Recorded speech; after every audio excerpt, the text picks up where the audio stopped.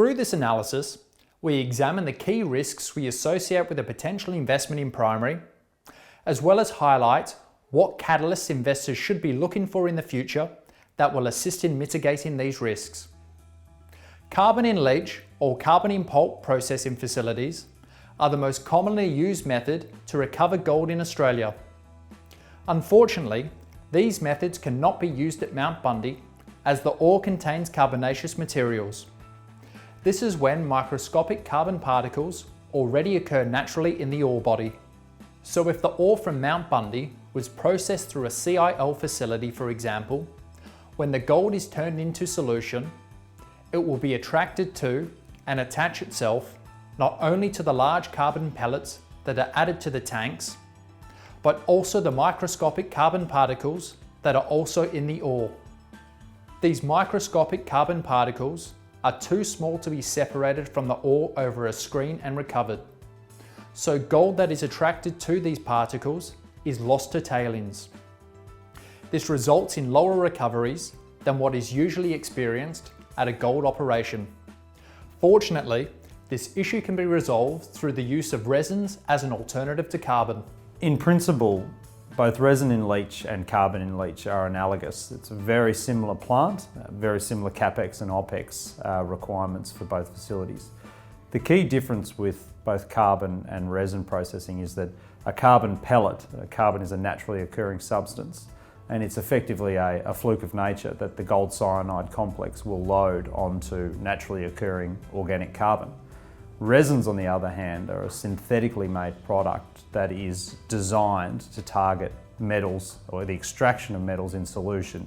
In this case, we're looking at gold in gold cyanide complex form. So where you have a carbon pellet which has a certain loading efficiency, a certain selectivity, and your gold ion in solution has a certain affinity towards loading on carbon, the resin bead is designed to be much stronger and have a much higher affinity for that gold in solution. So gold in solution will be much more attracted to a resin bead over a carbon pellet.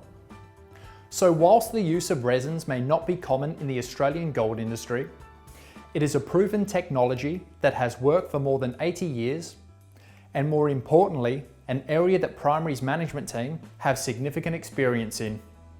As highlighted in our investment analysis, Primary recently announced a new board and management team that also signalled a change in direction, as the company plans to incorporate all of the defined deposits in future mine plans, as well as reassess the exploration potential, as their long-term target is to become a bulk tonnage operator with production in excess of 150,000 ounces per annum.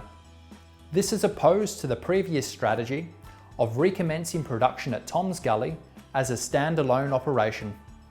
And whilst we believe this is the right course of action given the potential of the overall project, there is an increased capital risk as we estimate $180 million will be required to develop the project, compared to only around $30 million if Tom's Gully was a standalone operation.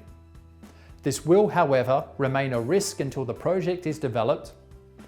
However, it appears the market has already approved the new strategy, as Primary share price has appreciated since the change.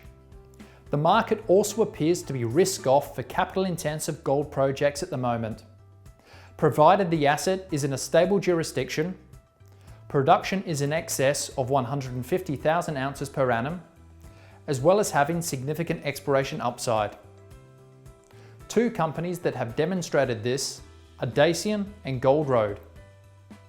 As both projects require significant capital to develop their respective projects, however, both have seen their market valuation significantly increase, especially over the past 6 months. But as our assumption on capital costs is preliminary, there is a risk our capital assumption may be higher in the future. We therefore ran a number of scenarios at higher capital cost assumptions. However, as shown, there is still a significant premium to the current market price.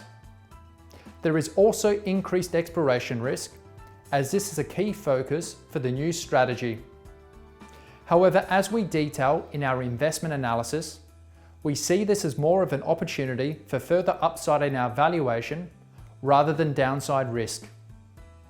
We encourage investors to review our interview with Executive Director Murat Absalov for a full review on the exploration potential at Mount Bundy.